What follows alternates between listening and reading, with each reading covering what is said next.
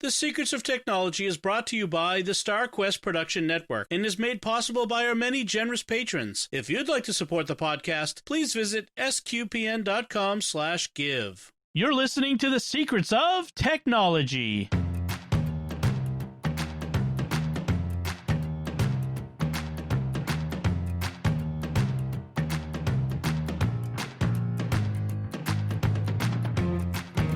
Hi, I'm Dom Bettinelli, and you're listening to The Secrets of Technology, where we discuss the technology news that's important to you from a uniquely Catholic point of view. Joining me today on the panel are Pat Scott. Hi, Pat. Hello there. And Father Andrew Kinstetter. Hi, Father Andrew. Hello there. And, oh, that sounds familiar. Obi-Wan. So let's start this week with a little bit of listener feedback. And we had a comment on our Facebook page, not on our Facebook page, on our website from Ted Colville, who was commenting on our most recent episode where we discussed Joanne and Father Corey and I discussed where church tech stands now in this part of 2020, given all the things that have happened, where we stand with technology in the church. And Ted says, this week's episode was of particular interest to me. I'm a member of a parish in central Massachusetts, and I feel that we're a little ahead of most parishes in the technology field due to the activity of some very techie people, particularly a gentleman who was a sound engineer at Bose. Most people don't know Bose, or some people might not know Bose is headquartered here in Massachusetts. I add that in as an aside. So he says, this guy can even make the sound enjoyable in our downstairs church hall, a.k.a. the basement. And that's quite a feat, let me tell you. I've been in church halls. So he says, Joanne's discussion of her challenges with the adult faith formation interested me. My wife and I are the directors of our parish's RCIA program, and this program integrates the faith formation along with the evangelization of our members.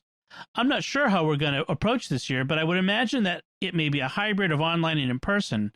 I feel that the in-person contact is important for this program because the witness that our team shares brings the group together, and when we get to the Easter Vigil, we have a tight-knit group. Also, during our meeting, I like to tell jokes or integrate humor into our discussions, and in an online setting, I can't see if people are smiling or rolling their eyes. Well, you need better webcams. That's the big... To get that higher resolution, you can see those eye rolls, let me tell you, because I can tell all the time from my jokes. That's actually very, very... good point, Ted. I like that point because it is important. No matter how much technology we get, no matter how good the technology is, heck, if we get a holodeck programs where we're, holodeck in the same room, it still isn't the same as being physically present to the people and forming those bonds. That physical presence helps us form. What do you guys think? I've always liked to say that the technology can never replace that actual human connection. I like to kind of take the idea that, in fact, it's not my idea, but we are incarnational people. So like that's the whole point of sacramental theology, is that God gave us ways to connect, to encounter him in a physical way. The Eucharist, we eat and drink. Baptism, we have water poured over our head, anointing, etc. So they're physical. And that's why the sacraments cannot be done virtually. Right. And so there is a real good and a necessity of actual physical human interactions, both in the sacraments, but also with one another. And technology can be very helpful, but it can't replace. Right. So I think here at my parish, we're going to be small enough that we're going to be able to spread out in our church basement. Yep. And so I'm excited for that, because even with the face masks and all of that, we're going to actually be able to physically kind of see each other versus a Zoom call, which again works, but it never can replace. Yeah. Pat? Oh, agree. Very, very much. Technology is great as a supplement. Yeah. Not a replacement, or something that you can use to get by until you can get to the real thing. That's right. That's right. Your grandkids have been saying that they love to see you and their grandfather on, FaceTime, but they really miss having you here and giving you hugs and that sort of thing. And that's the sort of thing that this is about, is we, as much as it helps, because if we didn't have the technology, we wouldn't even have that. But it is not really a replacement for us. So that, we pray for the day that COVID goes away and we can all be together in each other's presence again, and sit next to each other and look at the iPad together. So on the other hand, I will say, again, I'm not saying that it should replace this, but I have attended a few even Catholic conferences online. And I've actually really appreciated not having to navigate the crowds to get to a seat in a convention hall, to listen to or travel, to listen to some of these really great, Catholic speakers at various conferences. Yep. However, I do like going to those too. So I can't quite say, Yeah. but sometimes it's nice to avoid the crowd. Well, that's one of the things that came up in our discussion was this idea. We didn't specifically talk about conferences, but just the idea that this situation really propelled so many ministries in the church to embrace these communications technologies in ways that they hadn't before. And thank God that they have, because we should have a long time ago, and really made it possible for people to, gosh, there's a Theology of the Body conference coming up in October. I think it was. There's a Rosary Pilgrimage conference with these amazing speakers being done by our friends down in Australia at Perusia.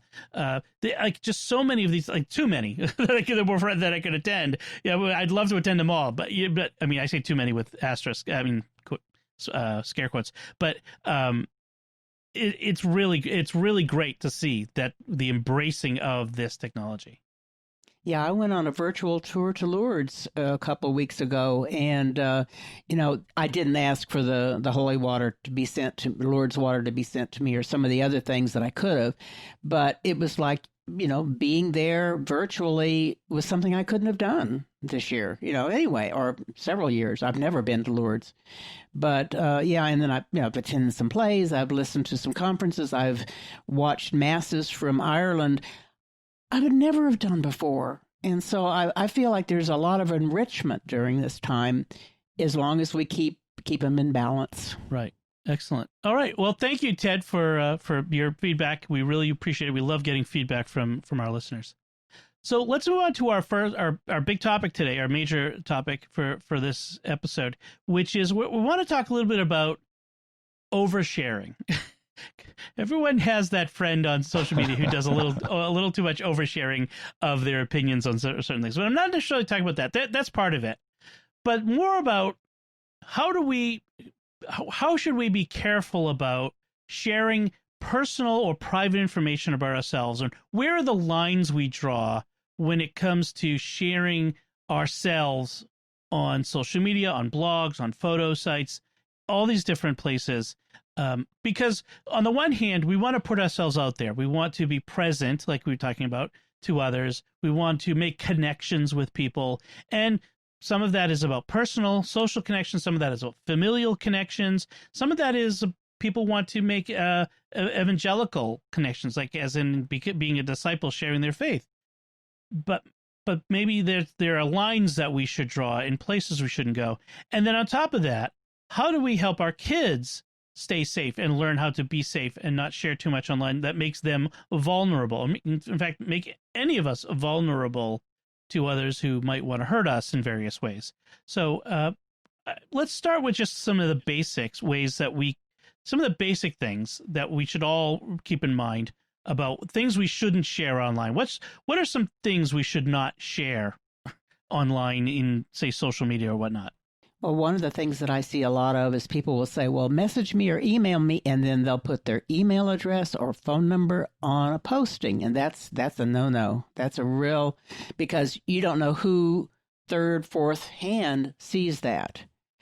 And so that's one thing I try to, private message me, or that type of thing, and try to encourage that carefulness. Right. I think, yeah, your phone number really should be it's kind of funny because 30 years ago, your phone number was your primary connection to the world because it was a home phone number. It was a number that connected to a building, really, in many senses. And it was in the phone book. And it was there was a phone book that listed everybody's phone number, unless you asked them not to. With addresses. Yep. It's a different time. But I'm in the phone book, I'm somebody. I'm just thinking of Steve Martin in The Jerk. But now a phone number is very personal. It's my phone, that's communication directly to me. And yeah, sharing that online, or even worse, sharing someone else's phone number. Oh, just text so and so. Here it is. Like, that's a big no-no as well. I think I agree. Yeah, hold that stuff a little closer to the vest. Same thing with email addresses. I mean, email addresses are fairly public, but gosh, be careful where you put your email address, because those get scraped by the bots, and then you're gonna get all kinds of stuff in your mailbox. I think a good general principle to just kind of keep in mind is just assume that everything that you post online is equivalent to a postcard going through the mail. Yes. Or a billboard. Right. Yeah. So like, anybody could just pick it up and could read it, or to see what you posted. And that applies to email as well, by the way. Right. Yes. Yep. And I know that, there's private groups in Facebook and such, and they are really good about their privacy, but still, I mean, even those things can leak out through a family member who's in a private group who's not careful with what they're sharing in their privacy settings. And the whole point is it's frustrating at some level. We live in a broken world. If we lived in a perfect world where everyone had the best intentions and there was no sin, this wouldn't be an issue.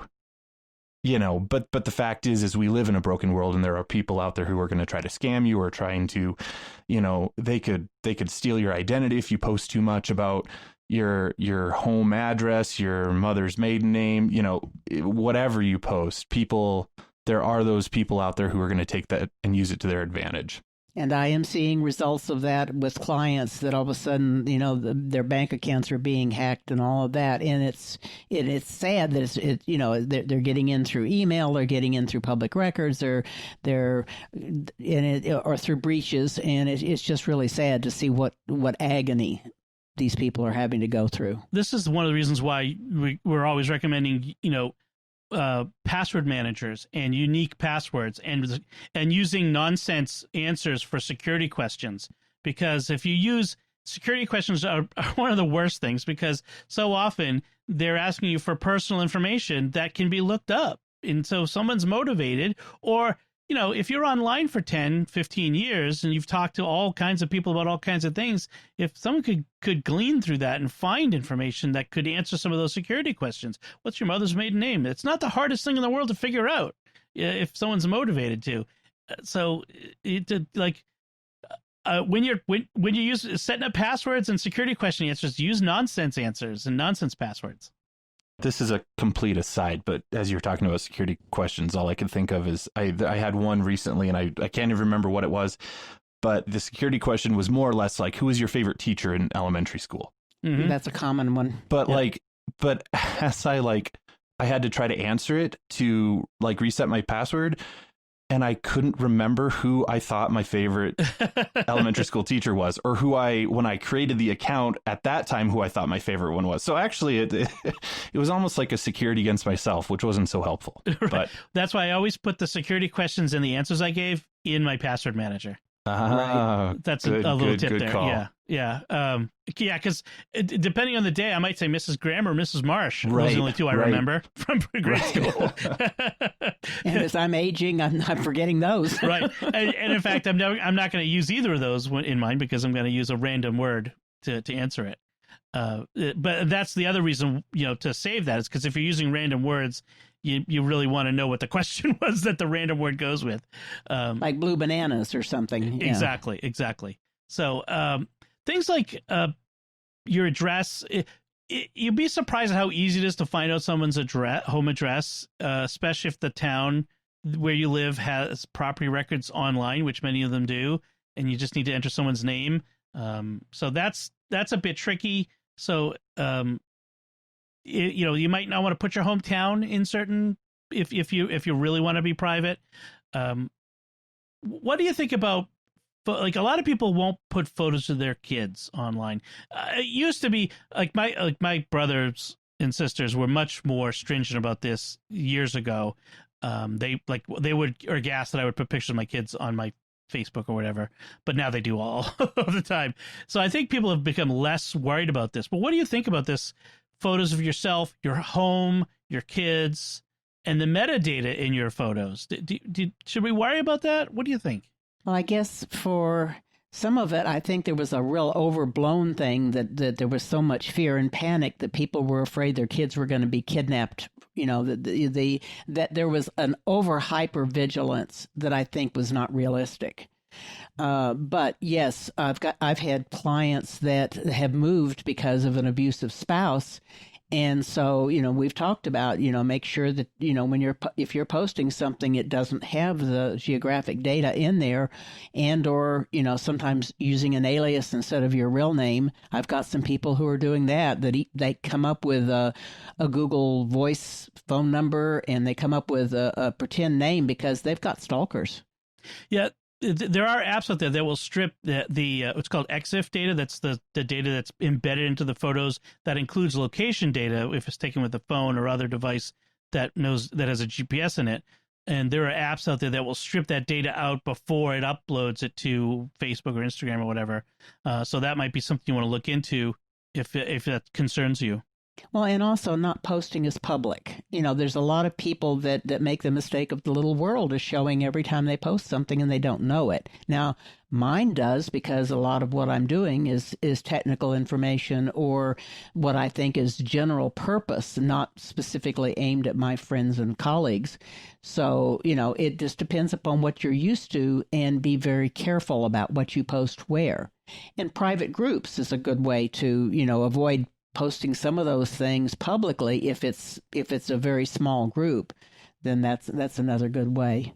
And I think it depends too on who you are and I guess your own concerns for one. But for me, like I'm a public person, so I mean, if I'm going to post a picture of the church, I'm not going to care if someone pulls the geographical data. Of course, they already know where I live. They already know where the church is. Or even if for example, like when I went to Poland, for World Youth Day in 2016, so like I'm not going to care if someone knows that I was in Poland and pulls that data. I think one of the things that could be problematic there, and that wasn't necessarily true for my situation, but like if someone's on vacation and is posting pictures of their vacation, then that can be an alert to someone who's potentially wanting to burglarize their house that they're not home. So I usually try to wait till after I get home, and then I post the pictures. This is where I've been. just gonna recommend that. It's not that you don't have to share, but wait until after the fact. Right. I recently went on vacation. That was a concern for me, and so I did share some stuff while I was away, but it was shared friends only as opposed to public and that sort of thing. So, I try to be very careful about talking about like not being home. Like if I'm traveling and Melanie and the kids are here alone, I try not to leave the impression that they're here alone and that sort of thing too. I want to be careful with that. So, other things you might want to hold back is maybe information about your job, like where you work. It's some people have opinions about the world we live in and they voice them online, and then other people don't like those opinions, so they decide to tell your boss that they don't like your opinion, and that can create a lot of trouble for you.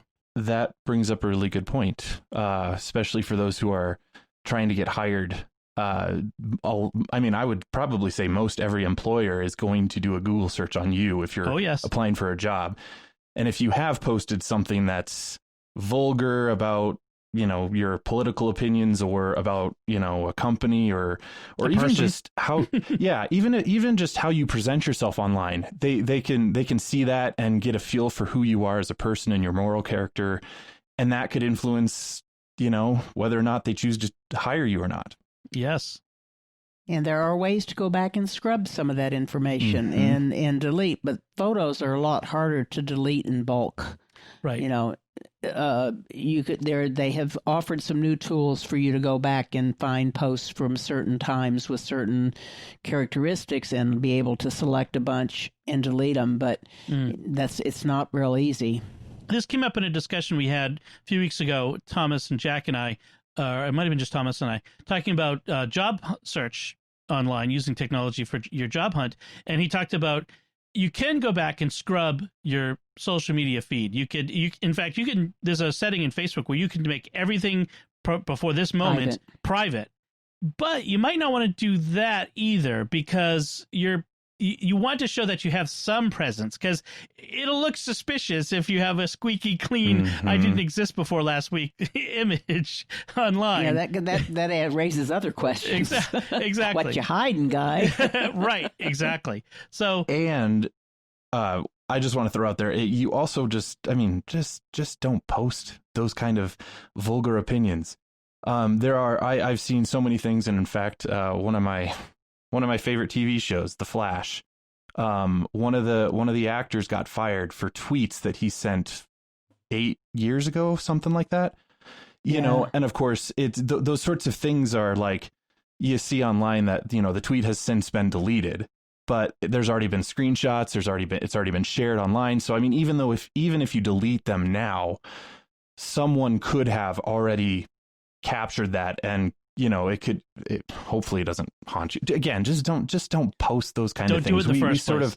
Right. We sort of have this feeling of anonymity that is unrealistic online, even in our social media accounts that are tied directly to us. And I don't know, it's given people all sorts of platforms to say what they would never say in person. I would hope they wouldn't say it in person. I would hope not. Yeah, there are some people I know who might say some of this. But so, you know, that actually brings up a good point, because I want to kind of turn the conversation just a little bit to talk about advice we would give to young people about sharing online personal information or their views on the world or that sort of thing. Because as you mentioned, like, I've seen several times this year where people have gotten in big trouble, lost good jobs for things that they said 10 or more years ago which is not fair. Yeah, but it happens. They're deemed unacceptable now. Like, you're being held accountable for being stupid and young. I mean, we were all stupid and young once. We should be allowed to learn and grow. But that as it may, Father, what advice would you give, especially from your experience, about being online as a young person? So I'm going to tell my story a little bit. This is quite a bit personal, so bear with me a little bit, but I think it raises some very crucial points, especially towards kids in kind of, I would say, junior high and high school. I mean, that age range that everybody's trying to figure out who they are, and everybody is super sensitive on, you know, any sort of, well, anyways, it's a rough time for all of us, and especially for those today, where young people, I think, are trying to find acceptance, and so they are trying to find that through their social media presence or their online presence, and we just have to be really, really careful with that. And so my story, in a nutshell, was my English teacher. Actually, I was in 11th grade, and my English teacher had us do the probably worst English project ever. And she thought it would be a good idea to use Blogger as a journal. So the idea being is that we as students would post every other week, and then she would go online and read them. So rather than typing something and turn them in as it was meant to be a creative writing sort of thing, but it was you could write about anything. So it was sort of a journal exercise. And of course, as an 11th grader, 15 years ago, roughly, Blogger to me was, as long as you didn't know my website, you couldn't find me. And that was my first mistake. You know, and so I used it. I was verbally bullied in junior high and high school. I was 4.0 student. I was the goody two shoes, basically. And my classmates were not as mature as I wish they would have been. And so I ended up using Blogger to kind of speak some of my own frustrations against my classmates. And I had the foresight to not ever use names, but if you were in the school, you could piece together exactly, you know, who I was talking about and what was going on. And at one point, so this was going on for 6 weeks or so. And so I had a number of posts that it was, I think, helpful at one level to be able to voice my frustrations, but online was not the place to do it. And I thought I was safe. And so one evening, I discovered a blog that was linked to mine. And one of my classmates had created a anonymous blog with a very vulgar URL, and then proceeded to call me out by name. Thankfully, they misspelled my last name, so if you Google search it, you will not find it unless you know exactly what you're searching for. And then just, I mean, it's kind of comical now that I look back on it. I mean, they made fun of my Star Wars obsession. So, you know, they mentioned in there that maybe they should write in Wookiee so I can understand them. And they just, you know, so like looking back on it now, it's like, wow, that is just, you know, just silly. But it was very harsh and very personally attacking me as a person and some of the other friends that I had. And so like that evening, I stumbled across this blog that was completely cyberbullying me. And it was the first time in my entire life that I was scared to go to school the next day, because I was convinced I was going to walk in there and be physically assaulted. You know, and I'd never been physically bullied, but I assumed that was what was going to happen. And I, of course, brought this up to the English teacher immediately and the principal, and they could never prove exactly who did it. So nobody really ever got in trouble, you know, and nothing ever really happened. It just kind of got brushed under the rug. And thankfully, I mean, I wasn't injured or anything, but it really woke me up to the fact that, I mean, doing something like that online is not at all private, even if you think it is. You know, and I that whole blog of mine is completely gone now. So, I mean, you know, if I have something like that I'm going to write about, it's going to be with a pen and a paper in adoration between me and Jesus, and my spiritual director.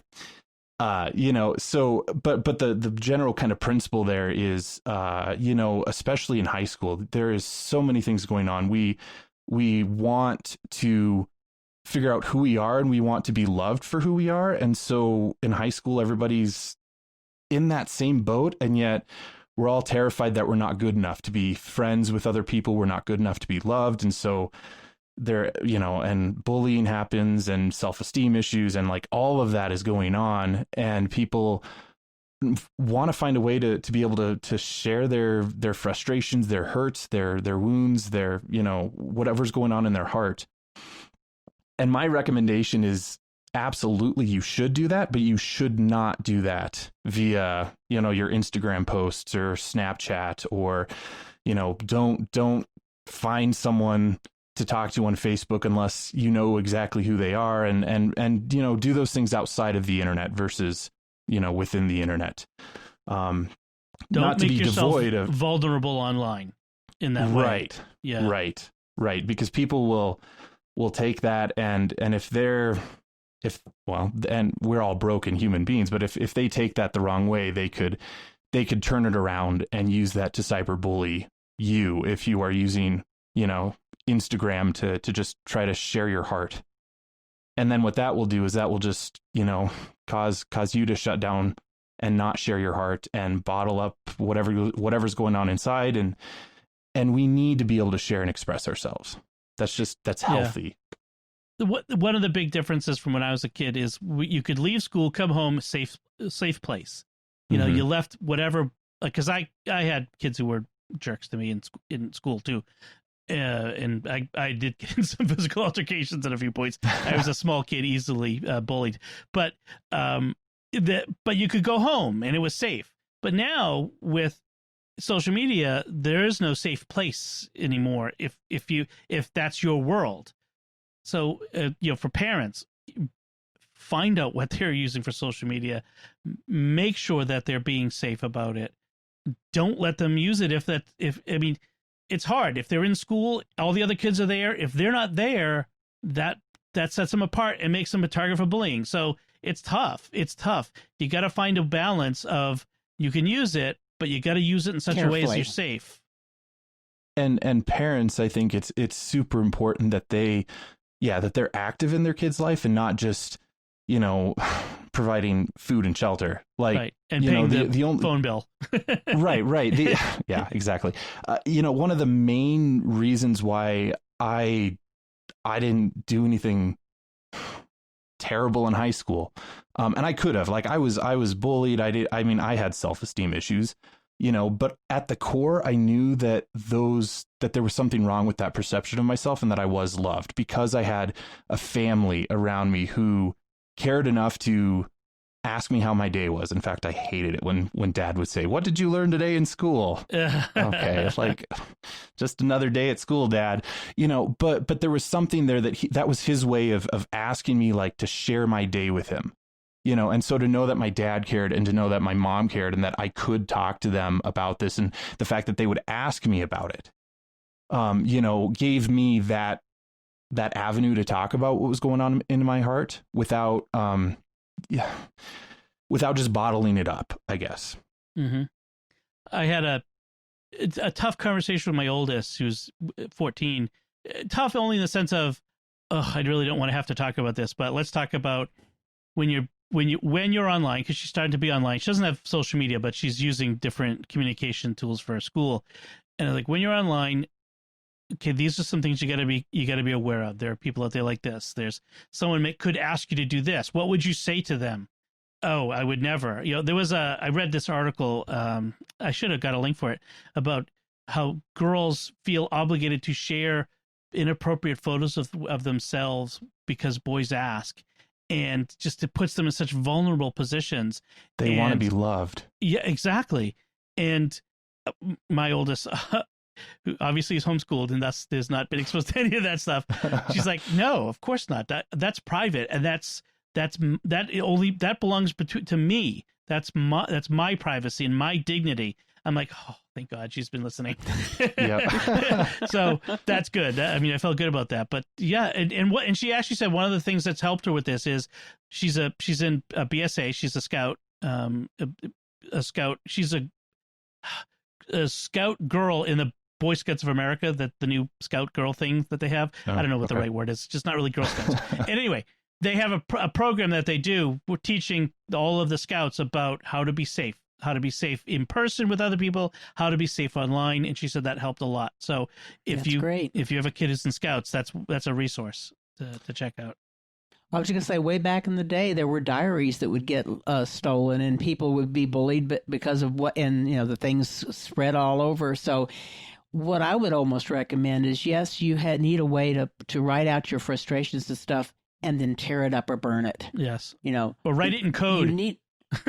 Well, yeah, those are broken too. But I guess that's one of the things that I, as an adult, have even had to do to myself, is let myself put some of this stuff on paper and then sit on it for 3 days, even rewrite it so I can distill better what I'm feeling, and then tear it up or burn it. And so that's a technique that you don't want to put online, and you don't want to put it in a place where somebody can pick up your writing. I think that's a really good image. If you were to write something like that in your diary, it should not go online, because it can be viewable by anybody. And I love the idea of writing in a journal, and sure, tearing it up and burning it. But I would throw in there that's what I like to do in the Adoration Chapel, and work it out with Jesus. Because if you just write it out, which is great, and tear it up, I think as a human being, we still have a need to share it with someone. So even if it's sharing it with God in prayer, that's perfect. Often we need someone who's close enough to us, a family member, a good friend, who we can also share that with. But that's not as crucial, I think, as taking it to prayer. If you do want to keep a journal, and that's a journal of things that you want to refer back to, you don't want to tear it up, an electronic version of this that might be secure enough for you. And again, anything can be cracked with enough brute force, but it might be secure enough for your purposes. There's a Mac app called Day One. It uses the best level of encryption out there. RSA 256 encryption, I think, or 512. I mean, it's really high level encryption. Put a super awesome strong password on it so that no one can break, and put your thoughts in that. And it's a really great app. If you need to have a journal that you can keep stuff that you want to refer back to in the future, and isn't the sort of stuff that would be devastating if someone were to get into it. Yeah, in the future, or in the past, when we look back, we had all these journals and diaries and letters and stuff. We've lost a lot of things for literary purposes, right? Though. Historical, because we really have, and where would we be without some of those journals to give us insight into some of our ancestors? That's true. We have blogs, but it's a two-edged sword. Well, we have blogs and social media now, so that kind of makes up for it. Yeah, except that they're ephemeral too, in a sense that they can be lost, they can be destroyed, etc. Mm-hmm. And I want to try to take this in the opposite direction too, because I don't want this to come across as we should be terrified of social media and terrified of sharing ourselves online, because there is a healthy and a balanced and a prudent way to do that. Especially, I, as a priest, I'm a public figure. I mean, if you go on my Facebook page, everything that I post is pretty much either it's a shared SQPN podcast, or like I don't just write. I remember back when Facebook started it, they used to have like a dialogue prompt that was like, "What are you thinking?" Or, I'm feeling blank, or what my day is blank, or something, and it wanted to prompt those kind of sharings. I don't do that. I tend to post like a single picture on Instagram, and it's Star Wars or Catholic related, and I kind of have fun with it, but there's never anything super personal. But not that I wouldn't. I would share what's appropriate, something that I wouldn't mind if everybody in the entire world knew. And I want to also share just a little bit that technology, online, social media, all that it can be a way to be able to connect with people who are hurting and who are suffering. With my Father Fett Instagram page in particular, about a year and a half ago, there was a guy who committed suicide, who was a Star Wars fan, and so there was a number of us that knew him. And in fact, he was one who first reached out to me when I started to get into the Star Wars Instagram world. And so it was a shock to us, and I had a number of people direct message me, so private message, not publicly, but private message me personally, because they knew that I was a priest and were able to share their own struggles with dealing with this. Even just probably a month and a half ago, I had another guy in the same group who Instagram called me, which I didn't realize was a thing. So that's a surprise. So that was really interesting, but he was struggling with potential suicidal thoughts, and so like we talked for half an hour to an hour, and I've been able to keep in touch, and we've been friends for a year or so by now, and he's doing a lot better, but again, like, so there are ways to do this that's healthy and private. And because I don't live close to any of these people.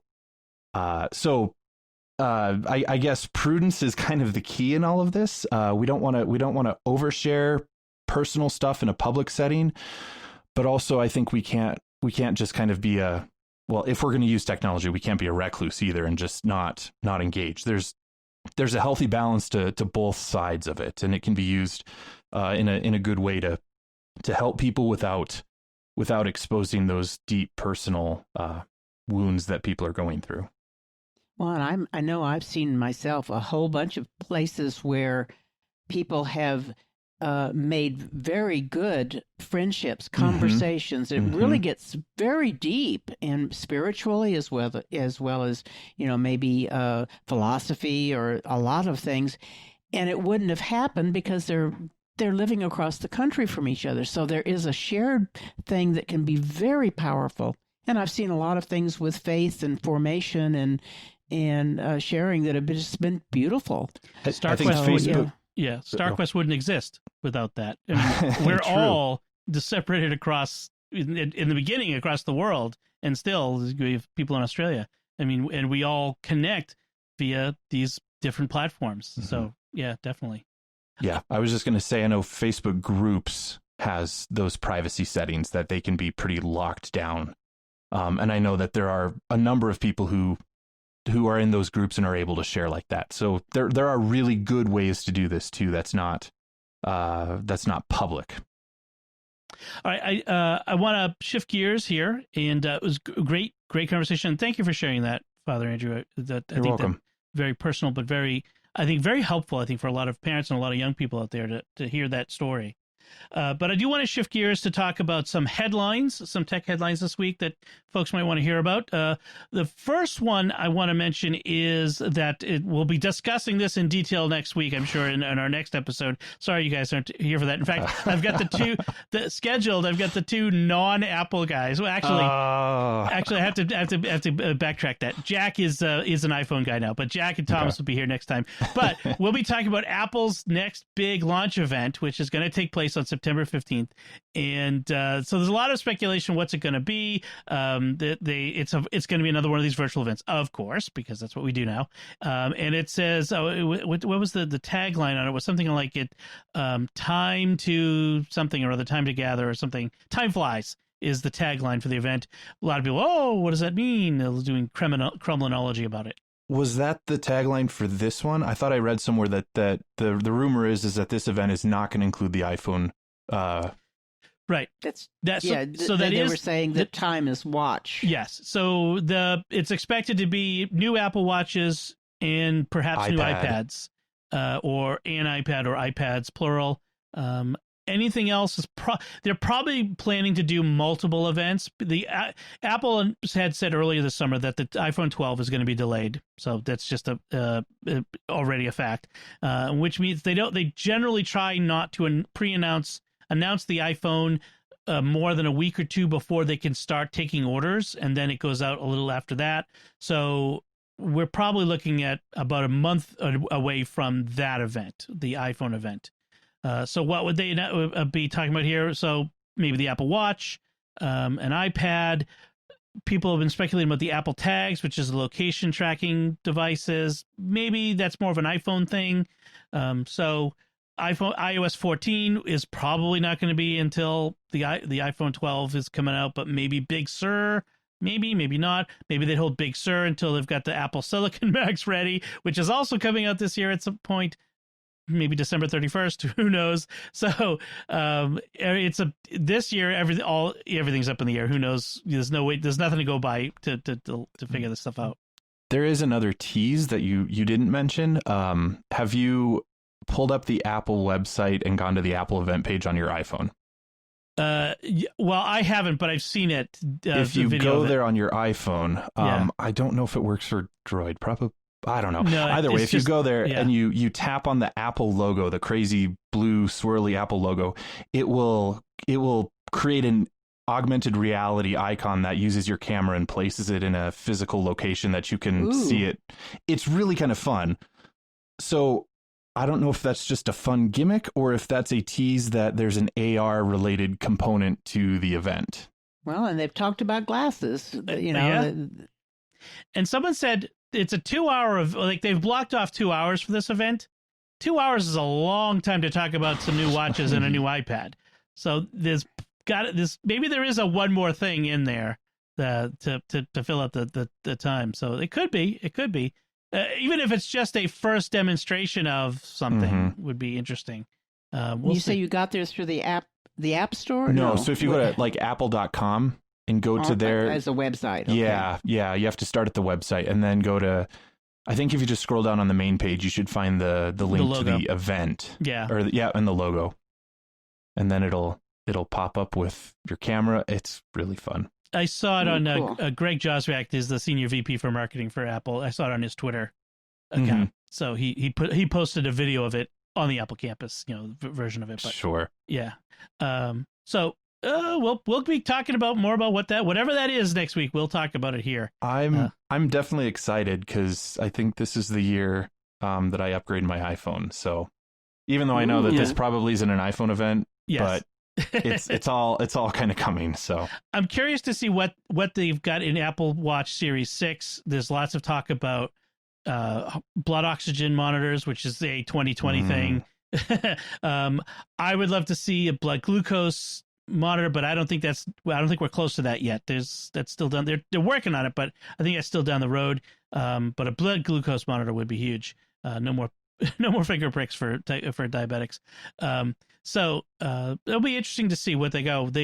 I'm curious. But we'll talk about whatever it is. We'll talk about it here. The next headline is from Facebook. Yay!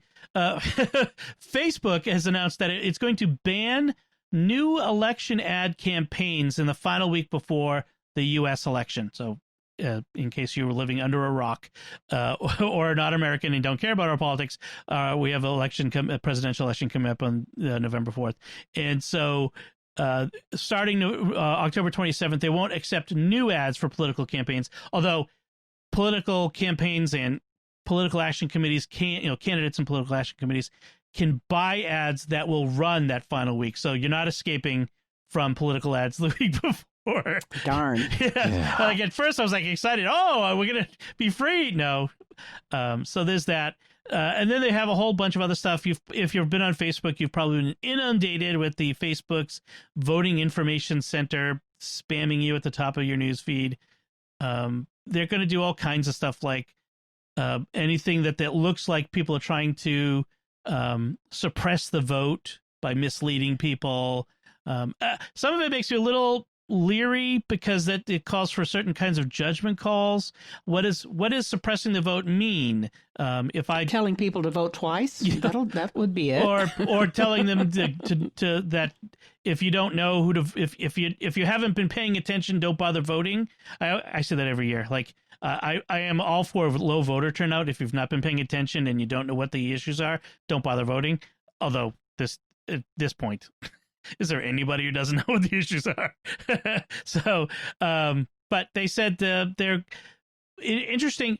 The company will also work with election officials to identify voter suppression related posts starting today. It's an interesting place that Facebook has gotten into, which is they are now sort of the keeper of our, they're our public square. They're the keeper of the public square. And what happens with Facebook affects how our country chooses its leaders. And that's kind of scary a little bit, but interesting.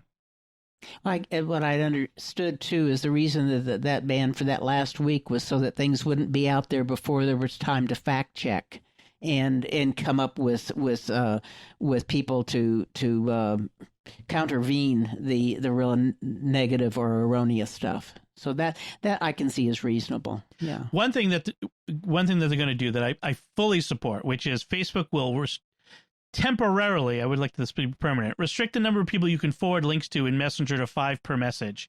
I wish this could be permanent. So no more send this to everyone in your address book chain mail messages. But in any case, it's going to be restricted to 5 at a time. So that's at least for a while anyway. Even if they did 15 or something, that would be yes, that would be an improvement. And I think the key, of course, is to just be informed. You know, like if you're using Facebook for your information on who to vote for, that's probably not a good idea. Right. So be informed, go vote, but, be informed. And there is, I was just kind of glancing at EWTN's website. They have a whole website dedicated to voting, and which is really cool because they lay out some of the moral principles, prudence, moral cooperation, some of the non-negotiable issues in, the political parties or what things we cannot budge on in deciding our vote. So so there are good resources out there that are not Facebook to right. on a Catholic level kind of wrap your mind around some of the moral principles and what's going on, and then to be able to look critically at the candidates and then vote. Not telling you who to vote for, but Correct. How to think about Correct. voting. How to do critical thinking. Yes, that would be nice. So our next headline comes from this one. Well, originally it was in Financial Times, but it's behind a paywall. So I'm going to go to Ars Technica, which talks about the Financial Times article, which is that Amazon's top 10 UK reviewers, most of them appear to be for pay fake 5-star reviewing. Now, this is all alleged at this point, but here's what's going on. It looks like that like 9 out of 10 of the top UK-based Amazon reviewers, and let's be honest, it's probably not limited to the UK at this point, were getting free stuff from no-name or little-known Chinese brands, writing 5-star reviews, and then getting to keep the stuff and then selling it on eBay for a profit. The number one reviewer on Amazon in UK apparently reviewed £15,000, that's British pounds, worth of stuff in August alone, and appeared to sell nearly £20,000 worth of stuff on eBay in June. And a lot of the time they did the legwork where they matched up. He wrote a review of this product on this date a week after he sold it on eBay, and this sort of stuff. And and they confronted him. He said, "Oh, I had duplicate stuff, and I get free stuff all the time, and so on and so forth, and I don't want to talk to you." And hang up the phone on the journalist. And they've had a number of them, and so Amazon is investigating, and this is a big problem on Amazon of fake reviews. I've talked before about using services like FakeSpot, which helps grade the reviews on different products, so you can see whether does this product deserve the reviews it got, or is it all fake, made by bots or people being paid to write good reviews. What do y'all think? How important are reviews on like Amazon to you when you buy stuff there? I look at the reviews, and all the ones that are glowing or very critically hypercritical, I usually kind of discount the top and start looking at the ones that are, saying, well, this particular problem occurred in this way, and this is something that's a real problem for me. I try to look at it that is not, all gung-ho or all negative. There's got to be a middle ground. But I do look at them. Of course, some of them are funny, too. Yes. I think they're important. Often what I'm getting on Amazon, I don't need the review for. If it's like I'm getting a book or something, I don't need the review. But in general, if there's other things that I'm looking at and I'm debating, the reviews do help me kind of decide, like, okay, there's a lot of people that thought this was decent, and they'll go for it. And yeah, if there are people being paid to have fake reviews, that is incredibly problematic. And that's just, I hope it's a huge problem. Guys. It's a huge problem for Amazon, because if people stop trusting the things that they're relying on, they'll start looking elsewhere. They'll look to whoever can provide them the product in a decent, people, because you can't hold it, you can't pick it up and look at it and then easily return it if it doesn't work, like we used to be able to do at Target and Walmart. So they rely on, well, what do other people think? And that's the weak point.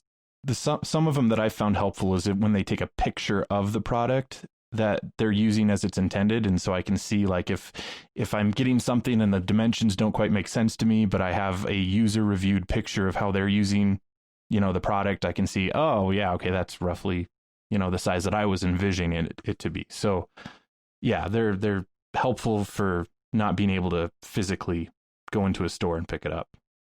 Well, at least they had added the purchase was verified, on a lot of the reviews. Before, they didn't have that. The other thing is, if it's a tech product, I also go looking at other tech resources and try to say, okay, for that product, look at the Amazon reviews, and also look at, like Tom's Hardware or some of the other sites that I have come to say, I trust those. I trust them more than the others. Wirecutter, Consumer Reports. Right. Those sorts of places. Yep, I agree. All right, I think that should do it for our headlines this week. Let's move on to our picks of the week. Father Andrew, let's start with you. What's your pick of the week this week? So my pick of the week is a smart scale. It's a Run Kobo smart scale. In fact, I'm pretty sure I picked this using looking at reviews on Amazon.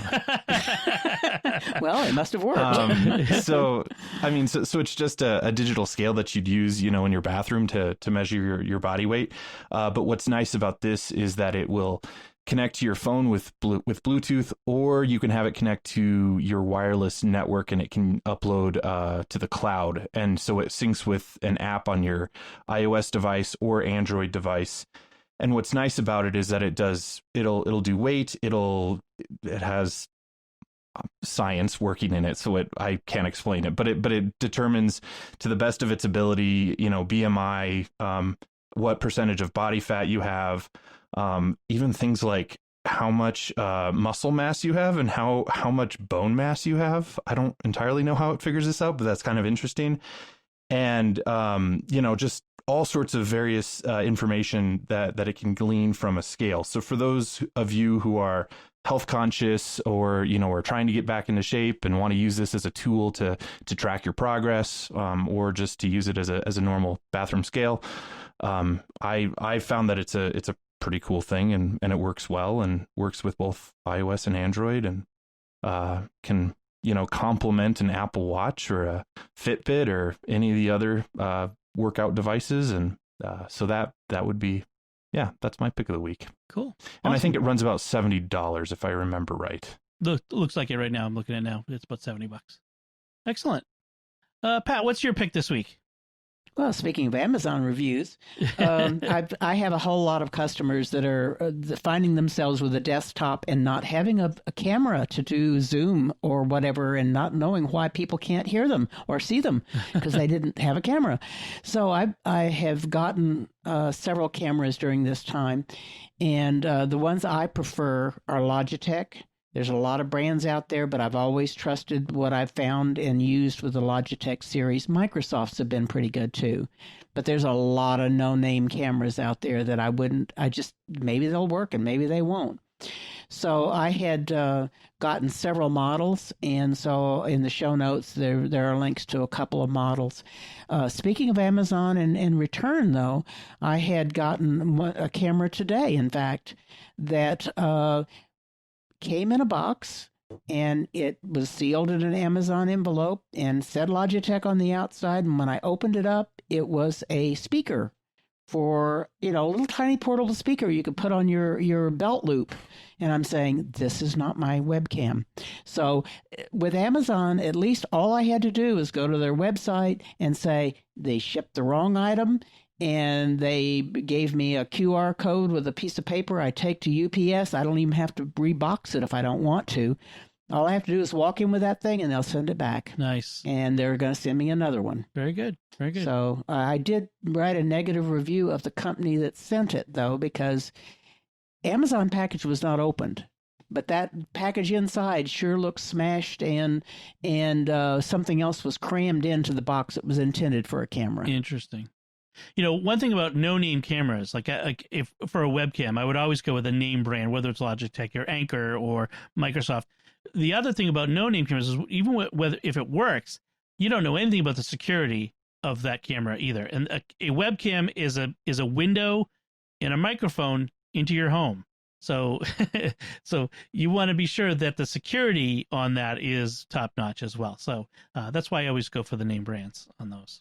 Well, and besides the fact I've seen too many reviews of, it won't work with this model. The drivers were 3 years old that are out there and all that type of thing. So going with a brand name saves you a lot of hassle.